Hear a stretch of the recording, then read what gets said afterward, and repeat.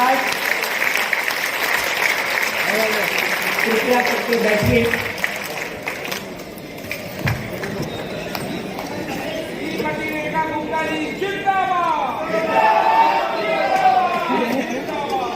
मैं आप सबको हृदय की गहराई से बहुत बधाई देती हूँ। वर्षों बाद दिल्ली के इतिहास से ऐसे ऐसे काले अध्यायों को हटाया जा रहा है जिसके कारण से वर्षों से दिल्ली की जनता पीड़ित थी। देर आए दुरुस्त आए, आए जरूर देर से 27 साल बाद, मगर 127 दिनों में ही वो काम कर रहे हैं जिसके लिए आप हाथ में ज्ञापन लेके पिछले 10 साल जो सरकार गई उसके पास और 15 साल जो सरकार चली, आप अपने हाथ में पर्चे ले लेकर जाते थे। बताओ किसी को जाकर कहना पड़ा मुख्यमंत्री रेखा गुप्ता जी को कि हम इस अलग अलग जगह पर एक एक चीज के लिए 2-2, 3-3 जगह लाइसेंस लेने से परेशान है? बताओ आप में से कौन गया था रेखा जी के पास? कौन सी संस्था आई थी? तो एक बार चैन पर ताली बजाइए। धन्यवाद। अगर मैं आमंत्रित कर रहा हूं दिल्ली सरकार में वरिष्ठ मंत्री और पूरे इस भीड़ में जो दूर से दिखाई देते हैं, कौन है वो?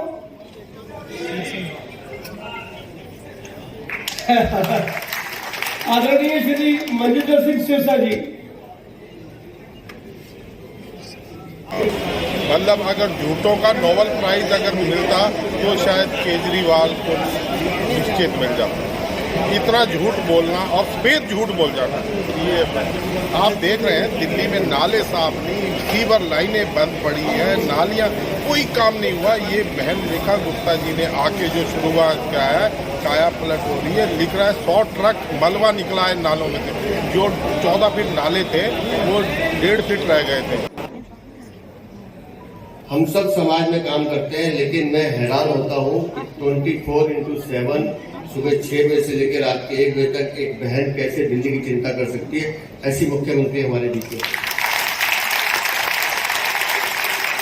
सुनने में बहुत आसान लगता है कि लाइसेंस खत्म कर दिया। ये बिल्कुल ऐसा लगता है कि जैसे किसी टाइगर के मुंह से हिरन को निकाल के लाए।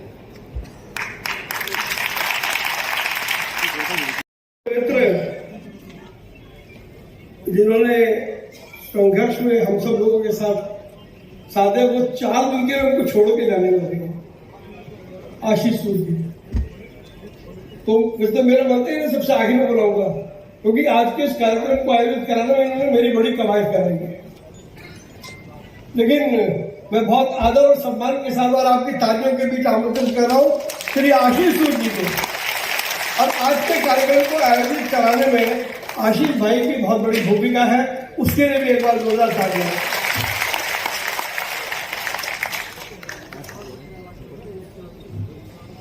मंच पर उपस्थित दिल्ली की लोकप्रिय कर्मठ 24/7 काम करने वाली मुख्यमंत्री आदरणीय बहन रेखा गुप्ता जी, मंच पर उपस्थित दिल्ली भारतीय जनता पार्टी के कर्मठ एवं यशस्वी अध्यक्ष आदरणीय वीरेंद्र सचदेवा जी, अभी जो मंच संचालन कर रहे थे मेरे मित्र, दिल्ली के सांसद, देश के चुनिंदा व्यापारी नेताओं में शुमार आदरणीय प्रवीण खंडेलवाल जी, मंच पर उपस्थित दिल्ली की सांसद आदरणीय बहन बांसुरी जी, बहन कमलजीत जी, भाई योगेंद्र चंदोलिया जी, आदरणीय अति वरिष्ठ, ऐसा कह के संबोधित किया था जिले सुभानी आपको इन्होंने, अति वरिष्ठ बोल के। आजकल जब से कोई टाइम बदला अति वरिष्ठ कहलाना नहीं चाह रहा कोई आजकल, मगर बहुत ही जुझारू और धीर गंभीर सांसद रामवीर सिंह बिधूड़ी जी, मनोज तिवारी जी दिल्ली प्रदेश भारतीय जनता पार्टी के पूर्व अध्यक्ष हैं और भोजपुरी फिल्मों के अमिताभ बच्चन भी लोग इन्हें कहते हैं। मेरे मित्र, आप कभी सचिवालय में आइएगा तो जहां आप जोरदार ठहाकों की आवाज सुनिएगा तो जान जाइएगा सिरसा जी वहीं मौजूद है। हमेशा माहौल को बहुत खुशनुमा बनाए रखते हैं। विधायक भाई अनिल जी, और पता है इस मंच से उतरते उतरते 2-4 नाम रह जाएंगे, उसका बिल मेरे नाम फट जाएगा, क्योंकि हमेशा ऐसा होता है बड़ा जहां पावरफुल मंच हो, पावर पैक्ड मंच हो, डिप्टी मेयर साहब है, स्टेट चेयरमैन स्टैंडिंग कमेटी है, विधायकगण है, तो इसलिए आप सबको मैं सादर प्रणाम करता हूं। और यहां उपस्थित दिल्ली के कोने कोने से आए हमारे व्यापारी भाइयों एवं बहनों, मैं आप सभी को दिल्ली की 27 साल बाद दिल्ली में भारतीय जनता पार्टी की सरकार बनाने के लिए मैं आप सबका हार्दिक धन्यवाद करता हूं, आपके चरणों में वंदन करता हूं। और कहते हैं ना, देर आए दुरुस्त आए, आए जरूर देर से 27 साल बाद, मगर 127 दिनों में ही वो काम कर रहे हैं जिसके लिए आप हाथ में ज्ञापन लेके पिछले 10 साल जो सरकार गई उसके पास और 15 साल जो सरकार चली, आप अपने हाथ में पर्चे ले लेकर जाते थे। बताओ किसी को जाकर कहना पड़ा मुख्यमंत्री रेखा गुप्ता जी को कि हम इस अलग अलग जगह पर एक एक चीज के लिए 2-2, 3-3 जगह लाइसेंस लेने से परेशान है? बताओ आप में से कौन गया था रेखा जी के पास?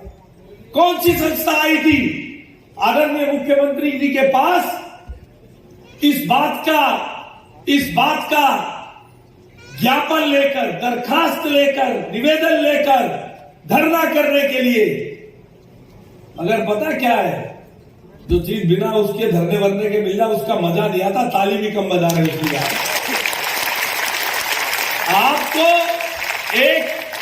एक कहानी बताता हूं, नाम नहीं बताऊंगा। दिल्ली के एक बहुत कद्दावर पुलिस के अधिकारी थे, मैं उनको अपने कॉलेज के दिनों से जानता हूं।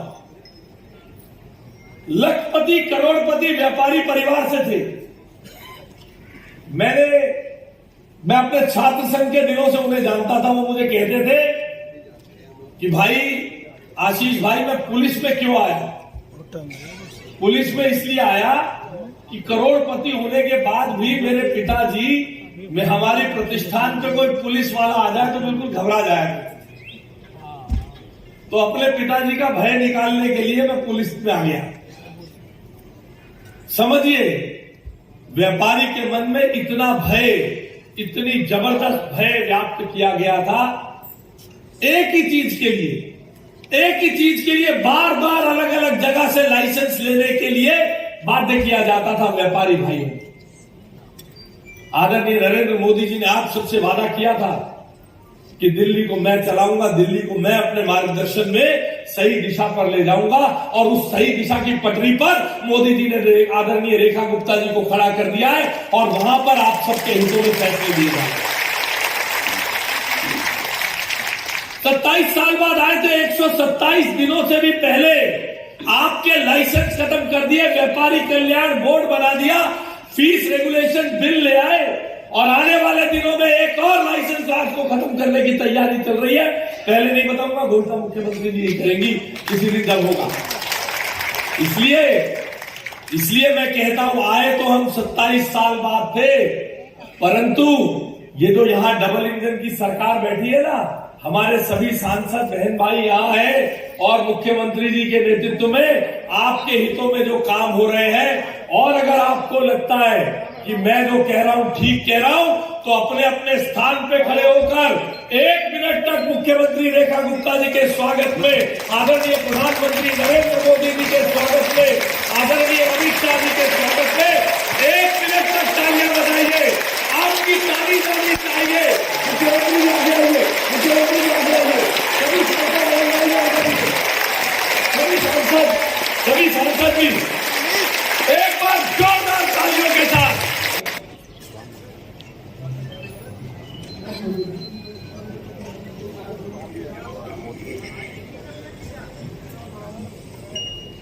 श्री संजय नागपाल जी, जगमोहन जी, विपुल त्यागी जी, अंकुश बोरा जी और प्रमोद राजपाल जी, तो मैं मजबूर है।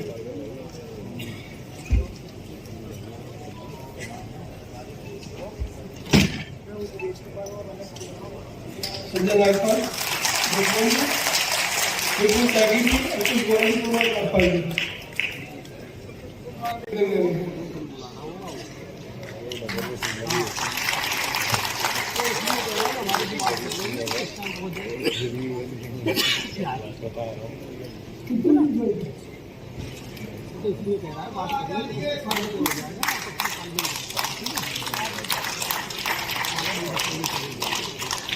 हरिवंश शर्मा जी, सुरेश बिंदर जी, सुभाष गोयल जी, प्रमोद बसोल जी, उनका मजबूर है।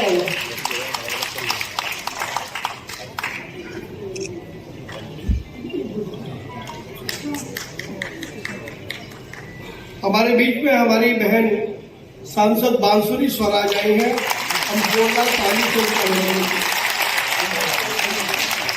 इस क्रम में मैं निवेदन कर रहा हूँ श्री हरिवंश शर्मा जी से, सुरेश बिंदर जी से, सुभाष गोयल जी से और प्रमोद दत्ता जी से कि वो आदरणीय श्री रामवीर सिंह बिजूड़ी जी का अभिनंदन करते हैं।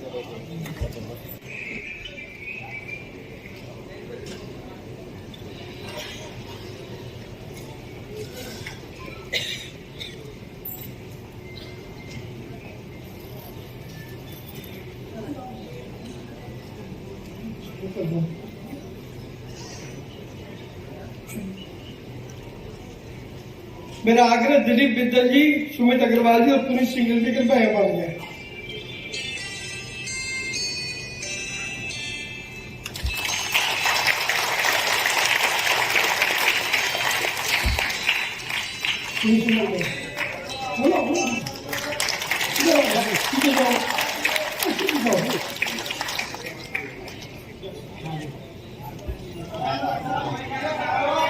सत्य शर्मा जी को बोलो।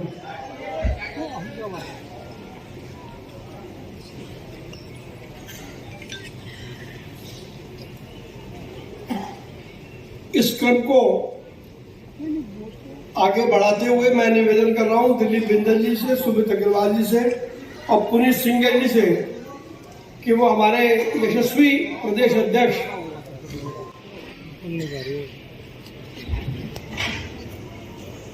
Confederation of all India traders के इस कार्यक्रम में मैं एक बार फिर आप सभी का हार्दिक स्वागत करता हूँ, वंदन करता हूँ, अभिनंदन करता हूँ। हम सबके लिए बड़े सौभाग्य की बात है कि हमारे बीच में दिल्ली की माननीय मुख्यमंत्री श्रीमती रेखा गुप्ता जी, हमारे प्रदेश के अध्यक्ष माननीय श्री वीरेंद्र सचदेवा जी, हमारे वरिष्ठ सांसद माननीय श्री मनोज तिवारी जी, हमारे वरिष्ठ मंत्री श्री मनजिंदर सिंह सिरसा जी, एक और वरिष्ठ मंत्री श्री आशीष सूद जी, राम गोपाल गुप्ता जी, आदरणीय रामवीर बिजूड़ी जी का स्वागत किया जाए। हमारे सबसे वरिष्ठ दिल्ली के सबसे वरिष्ठ सांसद हैं।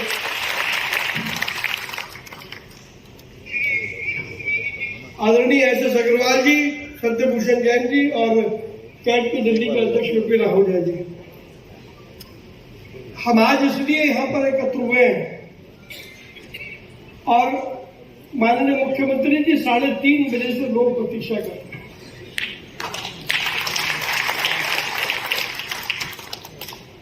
और आतुरता इस बात की है कि वो काम जो पिछले इतने लंबे वर्षों में नहीं हुआ, 27 साल में एक काम नहीं हुआ, 15 साल में एक काम नहीं हुआ, वो काम आपके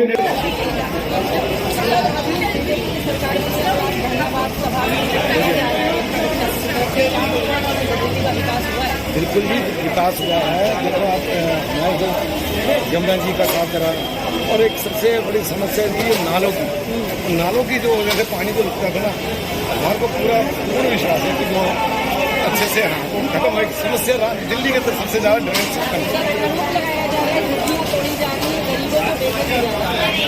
ये तो ना इसका काम ऐसा है। देखो ये सुप्रीम कोर्ट के ऑर्डर वो तो खुद ही नहीं लागू करना चाहते थे, इसमें ये तो कोई बात नहीं, उनको पहले मकान दिए गए हैं, अब लोगों के मकान देके उनको किराए पे चढ़ा रखे हैं और टूटना भी नहीं चाहिए, है भी वही है। ये तो प्रॉब्लम ये है ना कि सारे के सारे मतलब रहना भी वही है और सरकारी जगह पे।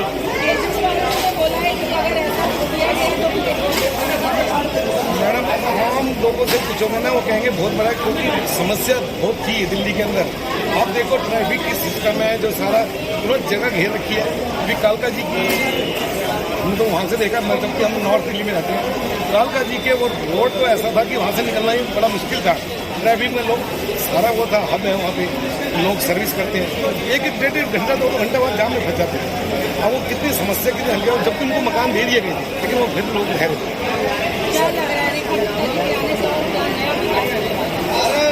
हमारे को तो जी बहुत ज़्यादा वो है अपेक्षा की बहुत उम्मीद है, क्योंकि देखो जी वो एक जमीन है, मैं उनके साथ ABP से हम जुड़े हैं, वो ऐसी है बहुत मतलब कर्मठ कार्य करते हैं, वो हम लोग के साथ चलने वाले हैं, हम कोई VIP कल्चर वाली नहीं, बिल्कुल अपना जमीन पर जिससे वंचित रही बहुत सालों से जुड़ी, और हम उनको बहुत सालों से जुड़े हुए हैं, हमें जिस हिसाब से वो काम कर रही है उनके स्तर का काम ना हुआ था अभी प्रीवियस में और ना होगा।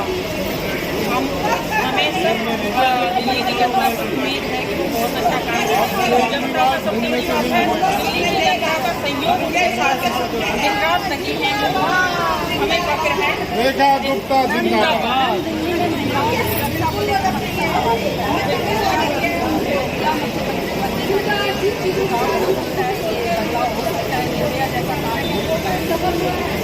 और एक मुख्यमंत्री सबसे बड़ी बात है, मुख्यमंत्री वो अब बनी है, लेकिन वो नारियों के लिए और बहनों के लिए, माताओं के लिए बेटी बचाओ बेटी पढ़ाओ के अभियान के बहुत सालों से उसके लिए काम कर रही है, और हम सब बहनें उनके साथ जुड़ी हुई हैं और हमें बहुत हम कंफर्टेबल है। और दिल्ली में आने वाला समय बताएगा कि मैं किस स्तर का काम कर रही है, वो तो देखो समय के ऊपर भी हुआ।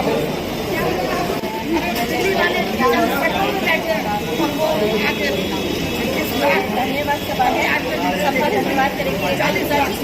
और जो ये बीजेपी की सरकार आई है, अब देखना दिल्ली का क्या विकास होगा। बिल्कुल ये सरकारी कब्जे किए हुए हैं, ये सब अवैध कब्जे किए हुए हैं। आप देखोगे जैसे सरकार चेंज हो रहा है और होना चाहिए। सरकार जमीन का हर कोई आएगा, कब्जा भी करेगा, सबको मकान दिए जा रहे हैं, उसके बाद भी मकान बेचते हैं और फिर छोड़ जाते हैं और आगे भी जाएगा हमारे नौकरी में गिर जाते हैं। लेकिन सबको अपनी प्राइवेटाइज होना चाहिए, सरकारी जमीन में कब्जा नहीं करना चाहिए। और फिर कब्जा भी करते हैं सरकार ने। ये राजधानी है, भारत की राजधानी है, इसको बस साफ सुथरा बनना चाहिए। आप देखेंगे बाकी में बीजेपी की सरकार आई है, 27 साल के बाद बीजेपी की सरकार आई है और दिल्ली में जोश और सब है पूरे। हमारी दीदी से बात कीजिए, मैम क्या बोलना चाहेंगी? महिलाएं सुरक्षित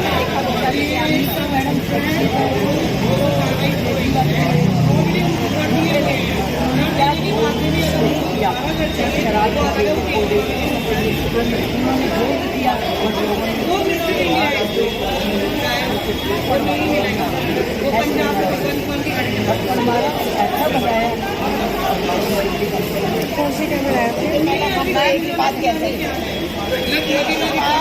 तो सिर्फ विनाश के लिए आया देश बनाया है। बिल्कुल फंडिंग बाहर से होती है, उसमें बहुत सारी जो नीतियाँ बताई जा रही है वो बांग्लादेश जिनको आज और railway line Ashok railway line ऐसे मरी है, उनके मकान लाजवाब है, किराए पर मिला है, उसको मिला है।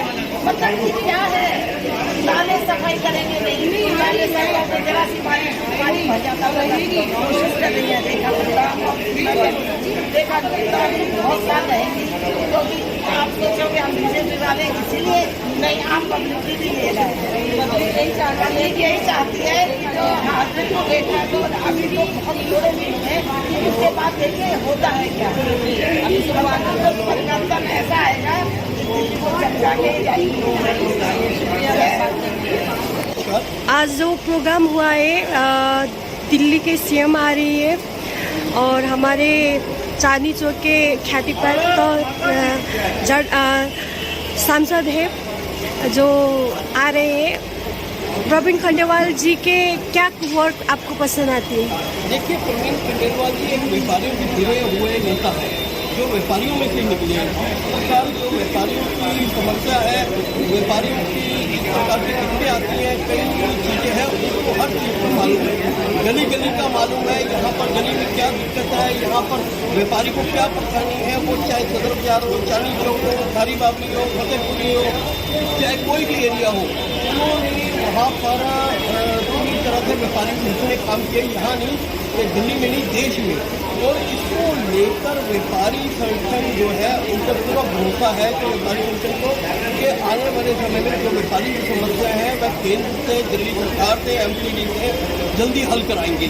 क्योंकि जिस प्रकार आप देख रहे हैं कि जो ये अपना व्यापारियों के लिए बोर्ड बनने जा रहा है, तो ये वेलफेयर बोर्ड बनने जा रहा है, तो ये बहुत अच्छी एक सोच है और ये व्यापारी सुख जायका है। क्योंकि व्यापारी हमेशा ये मांग करते रहे हैं, हम लोग फेडरेशन और संघ बाजार के से 30 साल से ये मांग करते रहे हैं कि इस प्रकार का बोर्ड बनना चाहिए जहाँ पर सभी संगठन जितने भी हैं सभी व्यापारी और उसके अलावा एमपीडी जो दिल्ली सरकार के लोग हैं वो सारे एक जुट होकर इस समस्या को हल करें और समस्या को सुने।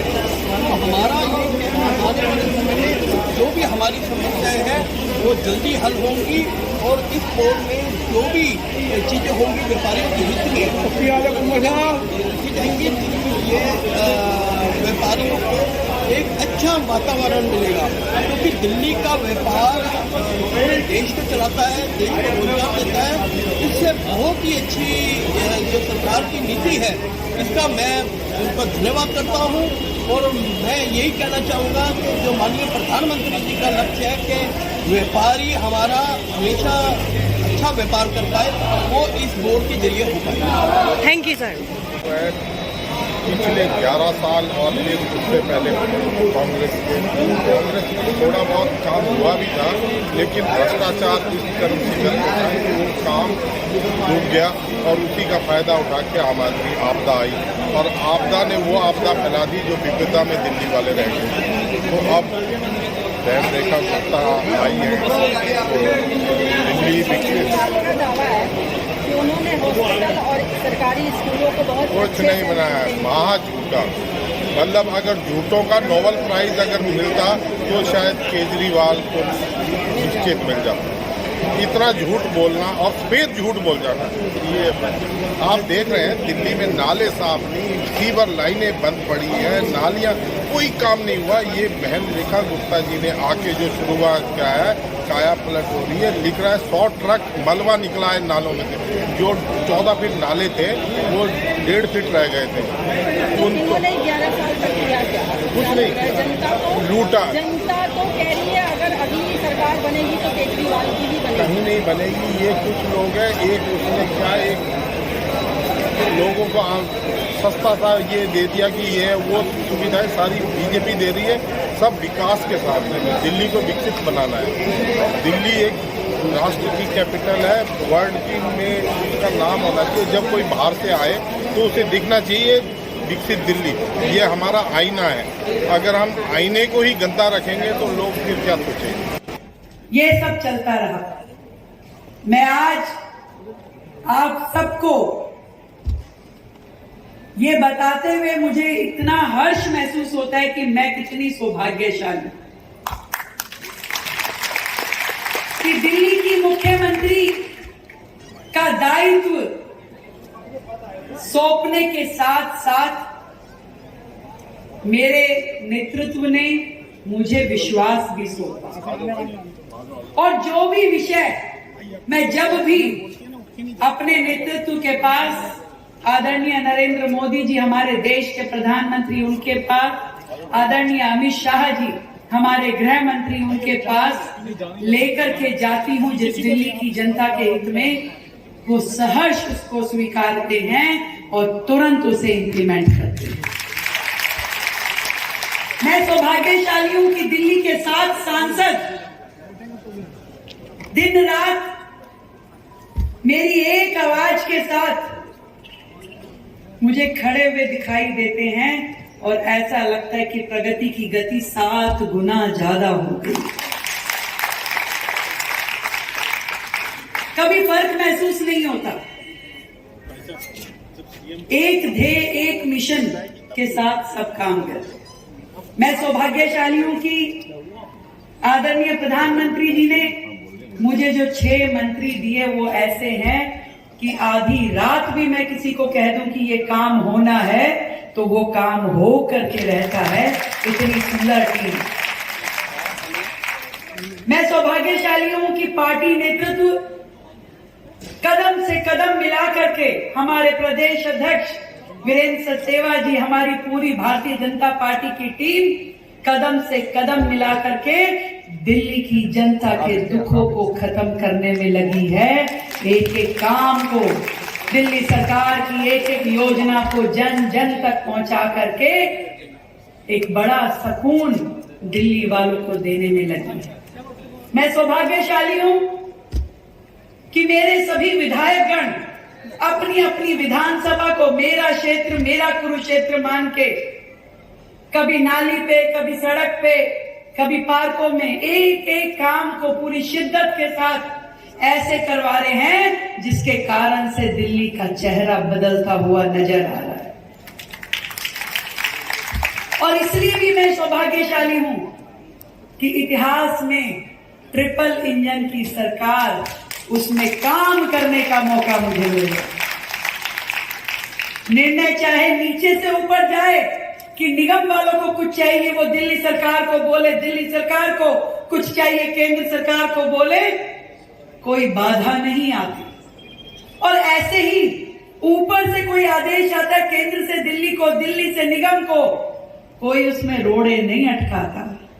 निस्वार्थ भाव से दिल्ली की जनता के हित में क्या है, केवल और केवल उसी विजन के साथ दिल्ली में आज काम हो रहा है। इस बात की मुझे खुशी है। ये सोच के मैं अपने आप को सौभाग्यशाली मानती हूं।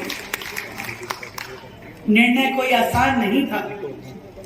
मैं जब आदरणीय गृह मंत्री जी से मिली, मैंने कहा सर, अनेकों राउंड की मीटिंग्स हमने की और कुछ ऐसी समस्याएं हैं, मल्टीप्लिसिटी ऑफ एजेंसीज के कारण से दिल्ली में व्यापार को बहुत दिक्कत हो गई। और इसमें बड़ी दिक्कत जो है, मुझे लगता है डबलिंग ऑफ लाइसेंस होने के कारण है। और इसलिए यदि जिस एजेंसी का वो काम है केवल वो करे, दूसरी एजेंसी मात्र अपना काम देखे, तो ज्यादा बेहतर होगा। और मुझे लगता है कि पुलिस के द्वारा जो लाइसेंसिंग प्रक्रिया में उनकी भूमिका है, उन्हें रिलीव करना चाहिए। और मैं बता नहीं सकती, जो निर्णय वर्षों में कभी किसी ने लेने की हिम्मत नहीं करी, उन्हें सेकंड्स में हमारे गृह मंत्री जी ने मेरे को करके मेरे हाथ में दे दिया, सेकंड्स में। तो बताइए, दिल्ली को डबल इंजन की सरकार का लाभ मिल रहा है कि नहीं मिल रहा? और इसी तरीके से जो कटुता पहले सरकारों में दिखती थी, कोसने का, गाली देने का, निकम्मेपन का, अभद्र व्यवहार करने का, आज जब मंच पे इतना बड़ा मंच सजता है और ट्रिपल इंजन की सरकार बैठ के हंसती बोलती है और दिल्ली के हित में निर्णय लिखती है, तो बताइए अच्छा लगता है कि नहीं लगता? ये आपके द्वारा दी हुई ताकत है, जो एक विजन के साथ मिशन मोड पे लगातार काम कर रही है। जिस तरीके से लाइसेंसिंग प्रक्रिया को और सुलभ और इजी करने के लिए काम हो रहा है, ईज ऑफ डूइंग बिजनेस के काम हो रहा है। आज जो 3 कानून, आपराधिक कानून जो 1 जुलाई 2024 को देश में लागू हुए, दिल्ली में उनको पूरी तरीके से इम्प्लीमेंट कर दिया गया है। आज उसकी हम वर्षगांठ मना करके आ रहे हैं। एक एक काम, सही कह रहे हैं आप, सुबह से लेके रात तक दिल्ली सरकार केवल इस ध्येय के साथ में कि दिल्ली को कैसे बेहतर माहौल दे, कैसे सुविधाजनक व्यापार हो, एक एक विषय पे घंटों घंटों विचार मंथन करके हर रोज कोई ना कोई एक अच्छा निर्णय दिल्ली के हित में लिया जा रहा है।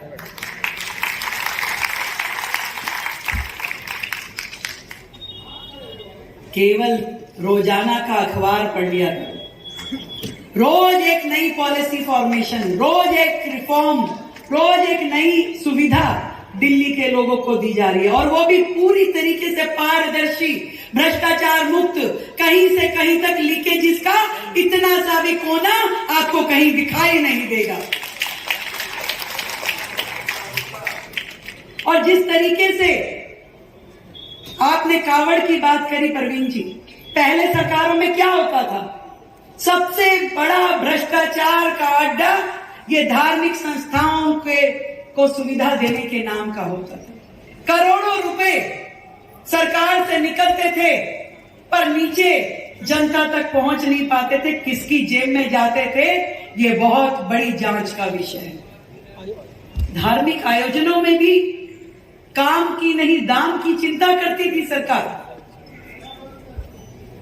पहली बार ऐसी सरकार आई है जो केवल और केवल ये सोचती है, जो मोदी जी का विजन है कि यदि सरकार की जेब में से 100 रुपए जा रहे हैं तो 100 के 100 पूरी तरीके से जनता तक पहुंचने चाहिए।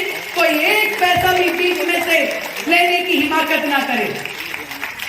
सारी योजनाओं को पूरे पारदर्शी तरीके से लेके आया जा रहा है।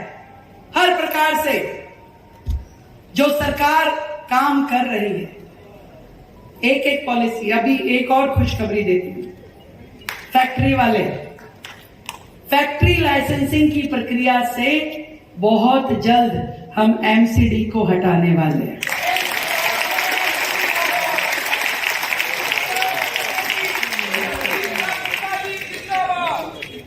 भाई अगर वो डीएसआई डीसी का काम है तो वही करे, जो काम नगर निगम का है वही करे, जो दिल्ली सरकार का है वही करे, जो केंद्र सरकार का है वो करे, और काम सारे वो हो जो दिल्ली की जनता के हित में हो। इसलिए वो सारे काम हो। छोटी छोटी चीजों के लिए दिल्ली परेशान थी।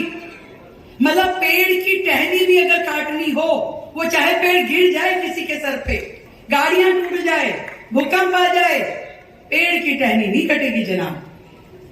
इतनी बुरी हालत में आज सरकारें सोचने की स्थिति में तो है।